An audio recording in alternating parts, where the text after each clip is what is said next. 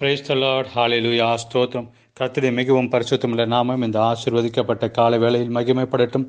பிரியமுள்ள தேவ பிள்ளையில் நாம் ஒரு மனதோடு 2021 ஜனவரி மாதம் 4ஆம் தேதி காலையில் நாம் தேவனை ஆராதிக்கவும் தேவனை துதிக்கவும் சர்வ வல்லமையுள்ள நம்முடைய தகப்பன் நமக்கு ஏற்படுத்தி கொடுத்த இந்த நல்ல நேரத்திற்காக நாம் நன்றியுள்ள இருதயத்தோடு ஸ்தோத்திரங்களை செலுத்துவோம். ஹல்லேலூயா. கைகளை உயர்த்தி நன்றி செலுத்துவோம். கர்த்தருக்கு நன்றிகளை செலுத்துங்க, தேவனுக்கு நன்றிகளை செலுத்துங்க. கடந்த பகல் முழுவதும் தேவன் நம்மை பாதுகாத்து நடத்தினார். ஆமென். கைகளை உயர்த்தி ஸ்தோத்திரம் செலுத்துவோம்.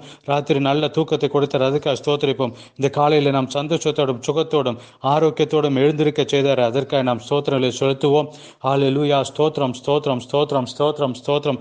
என் ஆத்துமாவே கர்த்தரை ஸ்தோத்திரி, என் முழு உள்ளமே பரிசுத்த நாமத்தை ஸ்தோத்திரி. என் ஆத்மாவே கர்த்தரை ஸ்தோத்திரி, அவர் செய்த சகல உபகாரம் ஒன்றை மறக்காது. தேவன் செய்த உபகாரத்தை ஒன்றையும் நாம் மறந்து விடக்கூடாது. ஆமென். அதனால தேவன் செய்த நன்மைகளுக்காக சந்தோஷமாய் நாம் ஸ்தோத்திரங்களை செலுத்துவோம். ஹல்லேலூயா. ஸ்தோத்திரம். சங்கீதம் 67 நாம் இப்படியே வாசிக்கிறோம். தேவன் பூமியில் உம்முடைய வழியையும் எல்லா ஜாதிகளுக்கும் உம்முடைய இரட்சணமும் விளங்கும்படி தேவரீர் எங்களுக்கு இறங்கி எங்களை ஆசீர்வதித்து உம்முடைய முகத்தை எங்கள் மேல் பிரகாசிக்க பண்ணும். தேவனே, ஜனங்கள் உம்மை துதிப்பார்களாக, சகல ஜனங்கள் உம்மை துதிப்பார்களாக. 5:6. தேவனே, ஜனங்கள் உம்மை துதிப்பார்களாக, சகல ஜனங்களும் உம்மை துதிப்பார்களாக. பூமி தன் பலனை தரும். தேவனாகிய எங்கள் தேவனே எங்களை ஆசீர்வதிப்பார். ஹல்லேலூயா. இந்த நாளில் நாம் சந்தோஷமாக அந்த தேவனுக்கு நன்றிகளை செலுத்துவோம், மகிழ்ச்சியோட ஸ்தோத்திரங்களை செலுத்துவோம். நாம் ஒரு மனதோடு ஜெபிப்போம். எங்கள் பரலோகத்தின் தகப்பனே, இயேசு கிறிஸ்துவின் நாமத்தில் இந்த நாளுக்காக ஸ்தோத்திரம். ராத்திரி கொடுத்த நல்ல தூக்கத்திற்காக ஸ்தோத்திரம். ஆரோக்கியத்தோடும் சுகத்தோடும் கர்த்தாவே இந்த நாளில் எழுந்திருக்க செய்த கிருபைக்காக ஸ்தோத்திரம். அப்பா, இந்த பகலில் எங்களை வெற்றியுடன் நடத்துகிற உங்களுடைய கிருபைகளுக்காக நன்றி அப்பா.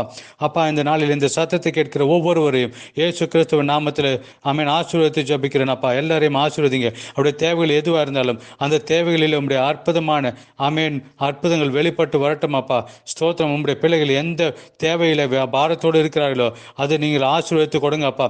இயேசு கிறிஸ்து நாமத்தில் இந்த சத்தத்தை கேட்கிறவர்களை ஆசீர்வதித்து ஜெபிக்கிறேன். அவருடைய குடும்ப வாழ்க்கை ஆசீர்வதிக்கப்படட்டும். அவருடைய சரீரம் ஆசீர்வதிக்கப்படட்டும். அவருடைய பிள்ளைகள் ஆசீர்வதிக்கப்படட்டும். அவருடைய வேலை செய்கிற இடம் ஆசீர்வதிக்கப்படட்டும் அப்பா. அவர்கள் கையிட்டு செய்கிற வேலைகள் எது எல்லாம் இருக்கிறதோ அது எல்லாம் அப்பா உங்களுடைய வல்லமையின் கரத்தை நீட்டி அவருடைய ஆசீர்வதிப்பதற்காக ஸ்தோத்திரம். தூதர்களை அவளுக்கு சுற்றிலும் காவல் வைத்து அக்கினி மதிலாக நிறுத்தினீர ஸ்தோத்திரம் அப்பா. வியாதியஸ்தர்களுக்காக ஜெபிக்கிறோம். இயேசு கிறிஸ்து நாமத்தில் வியாதியின் கட்டுகள் அறுபடட்டும். பரிபூர்ண சுகமும் ஆரோக்கியமும் இயேசு நாமத்தில் கடந்து வரட்டும் அப்பா. வலது காலில் கால் பாதத்தின் வெள்ளை பகுதியில் ஆமே வலியால் கஷ்டப்படுவர்களுக்காக ஜெபிக்கிறோம். அல்லேலூயா. வானத்துக்கும் பூமிக்கும் அதிகாரமுள்ள இயேசுவின் நாமத்தில் சுகமாகட்டும் அப்பா. பரிபூர்ண சுகமும் ஆரோக்கியமும் உடைய பிள்ளைகளுக்கு கொடுத்ததுக்காக ஸ்தோத்திரம். பிளட்டில் இருக்கிற எல்லா அப்நார்மலிட்டிஸ் இயேசு கிறிஸ்து நாமத்தில் நார்மல் ஆகட்டும். பிளட் ரிப்போர்ட் எல்லாம் இயேசு கிறிஸ்து நாமத்தில் நார்மல் ஆகட்டும் என்று ஜெபிக்கிறேன் அப்பா. பரிபூர்ண சுகம் ஆரோக்கியம் நீர் கொடுத்ததுக்காக நன்றி கர்த்தாவே அப்பா. அதே போல் பண கஷ்டத்தில் கடந்த பொருளுக்கு விடுதலை கொடுங்க. சீக்கிரத்தில் அவளுக்கு ஒரு வழியை திறந்து கொடுங்க. நீர் ஆசீர்வதிப்பதற்காக ஸ்தோத்திரம் அப்பா. உம்மால் கூட அதற்கு காரியம் ஒன்றுமில்லை, அதற்காக நன்றி அப்பா. விசேஷமாக கர்த்தாவே, இந்த நாளில் நடக்கிற மீட்டிங் பைபிள் ஸ்டடிக்காக ஸ்தோத்திரம். ஆசீர்வதிக்கப்பட்ட ஒரு நாளை மாற்றி கொடுங்க. உடைய நாமம் எங்களில் மகிமைப்படுத்த கிருபை செய்யணும். மகிமைப்படுகிறதுக்காக ஸ்தோத்திரம். தொடர்ந்து எங்களோட பேசுங்க. ஜெபத்தை கேட்டதுக்காக நன்றி. எல்லா துதிக்கான மகிமை உமக்கே செலுத்துகிறோம். இயேசுவின் நாமத்தில் பிதாவே, ஆமேன் ஆமேன். கர்த்தர் உங்களை ஆசீர்வதிக்கட்டும். கர்த்தருடைய கிருபையும் சமாதானமும் உங்களுடைய வாழ்க்கையில் பெருகி வரட்டும் என்று நான் ஜெபிக்கிறேன். இது பெருகி வருகிற மாதம், பெருகி வருகிற வருஷம் கர்த்தர் உங்களை பெருக செய்வாராக. விசேஷமாய் நாம் ஒரு வருஷத்தின் பைபிள் ரீடிங்கை படித்து கொண்டிருக்கிறோம். நேற்றிலிருந்து அது தொடங்கி இருக்கிறோம். இன்றைக்கு வாசிக்க வேண்டிய பாடம் சங்கீதம் 4ஆம் அதிகாரம், மத்தேயு 7:8, ஆதியாகமம் 7:8. மறக்கக்கூடாது. இன்றைக்கு ஈவினிங் பைபிள் ஸ்டடி இருக்கிறது.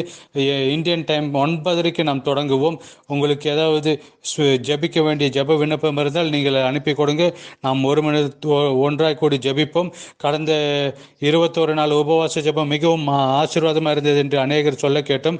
இந்த மீட்டிங்கும் ஆசீர்வாதமாக இருக்கும். ஆமேன். உங்களுக்கு ஜூம் ஐடி கிடைக்கவில்லை என்றால் கேளுங்க, அது உங்களுக்கு அனுப்பி கொடுக்கப்படும். ஹல்லேலூயா. கண்டிப்பாக நீங்கள் அதில் பங்கு பெறுங்க. கர்த்தர் உங்களை ஆசீர்வதிப்பார். தொடர்ந்து நாம் தேவனுடைய வசனத்தை கேட்க போகிறோம். கவனமாய் கேட்க வேண்டும். இந்த 1ஆம் தேதி முதல் நாம் கேட்டுக்கொண்டிருக்கிறது 1ஆம் தேதி. நாம் தேவன் மீது வாஞ்சை உள்ளவர்களாக இருக்க வேண்டும்.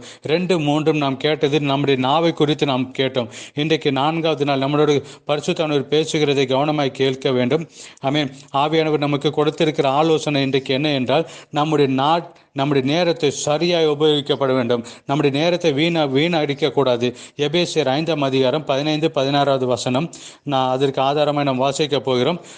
ஆனபடினாலே நீங்கள் ஞானமற்றவர்களைப் போல நடவாமல் ஞானமுள்ளவர்களைப் போல கவனமாய் நடந்து கொள்ள பார்த்து நாம் இந்த பூமியில் வாழும்போது பரிசுத்தவன் நமக்கு சொல்கிறார், ஞானமுள்ளவர்களாய் நடக்க வேண்டும். பி வைஸ், புத்தி உள்ளவர்களாய் ஞானம் உள்ளவர்களாய் நாம் நடக்க வேண்டும். ஞானம் இல்லாதவர்கள் எப்படி? அவளுக்கு முக்கியம் ஒரு இலக்கம் இருக்காது, ஒரு தீர்மானமும் இருக்காது, அவளுக்கு முன்பாய் ஒரு எதிர்நோக்கு பார்வை இருக்காது. அவள் எப்படி ஒன்று வாழ வேண்டும், லட்சியம் இல்லாமல் வாழ வேண்டும் என்று இருப்பார்கள். ஆனால் தேவ பிள்ளைகளை நாம் அப்படி அல்ல. தேவன் நம்மை அழைத்தது ஒரு இலக்கிலே நாம் பயணம் செய்யும்படியா. இன்னும் கேளுங்க, இந்த பரிசுத்தம் நமக்கு இந்த வருஷம் தந்தது பெருக்கத்தின் வருஷம் என்றார். அப்போ பெருக்குவேன் என்று சொன்னால், பெருக செய்வேன் என்று சொன்னால், உங்களுடைய எல்லா டிபார்ட்மெண்ட்டிலும் உங்களுடைய எல்லா சூழ்நிலையிலும் அவர் உங்களுக்கு பெருக செய்வார். அப்படியா அந்த பெருக்கத்தை நாம் பார்த்து கொண்டு இந்த நாளிலே நாம் பிளான் செய்து திட்டம் செய்து நாம் அதற்கேற்றபடி நம்மை ஆயத்தப்படுத்தி நம் மனதை தகுதிப்படுத்தி அதற்கேற்றபடி நம்முடைய நேரத்தை நாம் திட்டமிட வேண்டும்.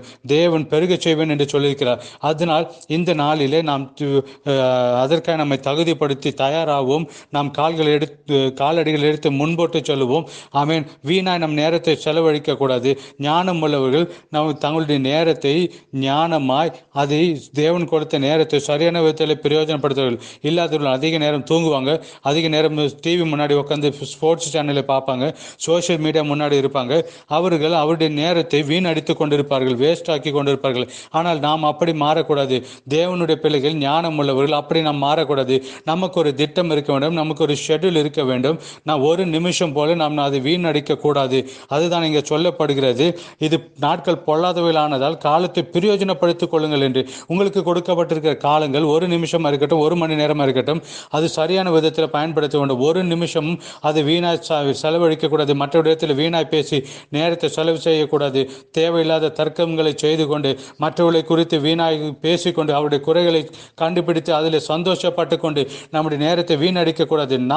நமக்கு தேவன் கொடுத்திருக்கிற நேரத்தை சரியான விதத்தில் உபயோகிக்க வேண்டும். சுவிசேஷராக இருக்கீங்களா, மேக்சிமம் உங்களுடைய தேவனுடைய வசனத்தை தியானித்து அந்த வசனத்தை மற்றவர்களுக்கு எடுத்து சொல்ல நீங்கள் உபயோகிக்க வேண்டும். பிஸ்னஸ் இருக்கீங்களா, தேவன் உங்களை உயர்த்துவார். இப்போது இருக்கிற இந்த லெவலிலிருந்து அடுத்த லெவலில் உங்களை உயர்த்த தேவன் உங்களுடைய சமயத்தை நேரத்தை நீங்கள் உபயோகப்படுத்த வேண்டும். அப்படி இருந்தால் உங்களை பெருக செய்வார். நீங்கள் படிக்கிற பிள்ளைகளா, நீங்கள் படிக்கும்போது எனக்கு அதிக மார்க் வாங்க வேண்டும், நான் உயர்ந்த நிலையில் வர வேண்டும், கர்த்தர் என்னை பெருக செய்வேன் என்று சொல்லியிருக்கிறார். அதனால் நான் படிக்கிற இதில் நான் இன்னும் கொஞ்சம் உற்சாகமாக இருப்பேன் என்று சொல்லி நேரத்தை வீணடிக்க மாட்டேன் என்று சொல்லி படிக்க வேண்டும். வேலை செய்கிற இடத்தில் உங்களுக்கு உயர்வு வேண்டும் என்றால் நீங்கள் அங்கே ஒரு திட்டமிட வேண்டும். நான் எப்படி வேலை செய்ய வேண்டும், தேவனிடத்தில் கேட்க வேண்டும். உங்களுக்கு கிடைத்த ஆப்பர்ச்சுனிட்டி நேரத்தை சரியான விதத்தில் உபயோகப்படுத்தி அந்த இடத்துல நீங்கள் வளர்ந்து வர தேவன் உங்களுக்கு உதவி செய்யட்டும். நமக்கு அதுக்கு வாஞ்ச வேணும், அதற்கான நாம் முயற்சி செய்ய வேண்டும், அதற்கான நேரத்தை நாம் செலவு செய்ய வேண்டும்.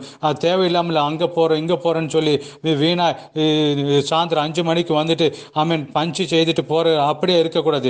தேவன் உங்களை பெருக செய்வேன் என்று சொல்லியிருக்கிறார். தேவன் உங்களை வளர்த்துவேன் என்று சொல்லியிருக்கிறார். நீங்கள் உயர்வை பெற்றுக்கொள்ள உங்களுக்கு ஒரு வாஞ்சை இருக்க வேண்டும். நீங்கள் சுவிசேஷலாக இருக்கலாம், ஒரு சபையில் பாஸ்டாக இருக்கலாம், நீங்கள் ஒரு ஆவிக்குரிய விதத்தில் மற்றவர்கள் நடத்துவர்களாக இருக்கலாம். உலகத்தில் நீங்கள் எதை செய்தாலும் எந்த இடத்துல இருந்தாலும் தேவன் நமக்கு ஒரு பெருக்கத்தை கொடுப்பேன் என்று சொல்லியிருக்கிறார். அதற்காக நாம் என்ன செய்ய வேண்டும், நம்முடைய ஞானத்தை உபயோகப்படுத்தி தேவன் நமக்கு கொடுத்த நேரத்தை சரியான விதத்தில் உபயோகப்படுத்தினால் நாம் வளர முடியும். புரிந்தவர்கள் கைகளை உயர்த்தி ஒரு ஸ்தோத்திரம் சொல்லுங்க. அதனால கிடைக்கிற நேரத்தில் சரியான விதத்தில் உபயோகிக்கப்படுத்த வேண்டும். சொல்லுங்க, நேரத்தை சரியான விதத்தில் நான் உபயோகிப்பேன் சொல்லுங்க. வீணாய் செலவு செய்யக்கூடாது. சில இடத்துல நீங்கள் பேசிக்கொண்டு இருக்கும் போது நேரம் போகும். காத்து கொண்டு இருப்பீங்க. சிலருக்காக அப்பாயின்மெண்ட் கொடுத்து அவள் 11 மணிக்கு வரணும் என்று 12:30 வருவாங்க. அவளுக்கு நீங்கள் அப்பாயின்மெண்ட் கொடுக்காதீங்க. நம்முடைய நேரத்தை வீணாய் செலவு செய்யக்கூடாது. ஒரு நாளும் நீங்கள் அதை விட்டு கொடுக்கக்கூடாது. அது முட்டாள்தனமாக இருக்கும். 2021 நீங்கள் கடந்த 20 நீங்கள் உங்களுடைய நேரத்தை உபயோகிக்க முடியலையா, வீணாய் போனதா, தேவனிடத்தில் மன்னிப்பு கேளுங்க. 2021 சரியான விதத்தில் நேரத்தை பயன்படுத்துங்க. படிக்கிற பிள்ளைகளா, சரியான விதத்தில் மார்க் வரலையா, சரியா படிக்கலையா, அப்பா நான் கடந்த வருஷம் பால் விளையாடி கம்ப்யூட்டர் பார்த்து மொபைலில் பார்த்து கொண்டிருந்து வீணாய் நேரத்தை செலவு செய்தேன். இந்த வருடத்தில் நான் அப்படியே நேரத்தை செலவு செய்ய விரும்பவில்லை, உபயோகிக்க நான் விரும்புகிறேன் என்று சொல்லும்போது பரிசுத்தவர் அதற்கான கிருபையை தருவார். சுவிசேஷில் கடந்த வருடம் உங்களுக்கு நேரம் செலவாகி போனதா, கவலைப்படாதீங்க. இந்த நாளில் நான் ஒரு நிமிஷமும் தேவனுக்கு உபயோகிக்கப்பட விரும்புகிறேன் என்று சொல்லும்போது அவருடைய கரத்தில் கொடுங்க. உங்களுடைய நிமிஷத்தை அவர் வேல்யூபிளாக மாற்றி கொடுப்பார். நீங்கள் எந்த வேலை செய்கிறவராக இருந்தாலும் கடந்த வருடத்தில் உங்களுக்கு நேரங்கள் வீணாய் போனதா, நீங்கள் தேவனிடத்தில் மன்னிப்பு கேளுங்க. தேவனிடத்தில் கடந்து வாங்க. உங்களுடைய வேலைகளை மிகவும் பெஸ்டான நேரங்களை மாற்றி கொடுப்பார். ஆமென் ஆமென். நாம் ஞானமற்றவர்களாய் நடக்காமல் ஞானமுள்ளவர்களாய் நடக்க வேண்டும். ஞானமற்றவர்களாய் நடக்கக்கூடாது. அவளுக்கு இலக்கு இல்லை, அவளுக்கு தரிசனம் இல்லை, அவளுக்கு உணர்வு இல்லை. அவள் எப்படி வேணாலும் நேரத்தை செலவழிக்க வேண்டும் என்று இருக்கிறார்கள். ஆனால் நாம் அப்படி அல்ல. நமக்கு ஒரு ஒரு செகண்டும் விலையேறியதாக இருக்கிறது. படிக்கிற விழா, நீங்கள் அதை உபயோகிங்க. பிஸ்னஸா, நீங்கள் உங்களுடைய நேரத்தை உபயோகிங்க. சுவிசேஷகரே, உங்களுடைய நேரத்தை நீங்கள் உபயோகிங்க. வேலை செய்கிறவர்களே, உங்களுடைய நேரங்களை மிகவும் உபயோகமுள்ளதாய் மாற்றிக்கொள்ளுங்க. உங்களுக்கு ஒரு பெருக்கம் வரும். உங்களுக்கு ஒரு பெருக்கம் இருக்கிறது. 2021 உங்களுடைய பெருக்குகிற வருஷம். ஆமென். 2021 உங்களை உயர்த்துகிற வருடம். 2021 ஆமென், நீங்கள் ஃப்ளரிஷ் ஆகிற வருஷம். ஆமென். அதனால் தேவன் உங்களுக்கு கொடுத்திருக்கிற எவ்ரி ஆப்பர்ச்சுனிட்டி, கிடைக்கிற எல்லா அவசரத்தையும், கிடைக்கிற எல்லா நேரங்களையும் ஆமென் உபயோகப்படுத்துங்க. தூங்கி வீணாய் நேரத்தை செலவு செய்யுங்க. ரெஸ்ட் வேண்டும், தூங்க வேண்டும். ஆனால் வீணாய் தூங்கி நேரத்தை செலவு செய்யாதீங்க. சோஷியல் மீடியா முன்பாக உட்கார்ந்து நேரத்தை வீணாய் செலவு செய்யாதீங்க. மற்ற இடத்துல பேசிக்கொண்டு நேரத்தை செலவு செய்யாதீங்க. உபயோகப்படுத்திக் கொள்ளுங்க. தேவன் அதற்காக உங்களை உபயோகப்படுத்தட்டும். ஆமென். அப்பா, நாங்கள் செபிக்கிறோம். இந்த செய்தியை கேட்கிற ஒருவரும் வீணாவுடைய நேரத்தை செலவு செய்யக்கூடாது. அவளுக்கு கிடைக்கிற நேரத்தை சரியான விதத்தில் அவள் உபயோகிக்க கிருபை செய்யுங்க. ஆமென். உயர்வை கொடுப்பதற்காக ஸ்தோத்திரம், பெருக்கத்தை கொடுத்ததற்காக ஸ்தோத்திரம். இயேசுவின் நாமத்தில் பிதாவே, ஆமென் ஆமென். கர்த்தர் உங்களை ஆசீர்வதிக்கட்டும். இயேசு கிறிஸ்துவின் நாமத்தில் நாம் வளருவோம், நாம் அதிகமாகவும், நாம் பெருகுவோம். God bless you, God bless you. Evening மீட்டிங்கை மறக்காதீங்க. தேவன் உங்களை ஆசீர்வதிப்பார். ஆமென்.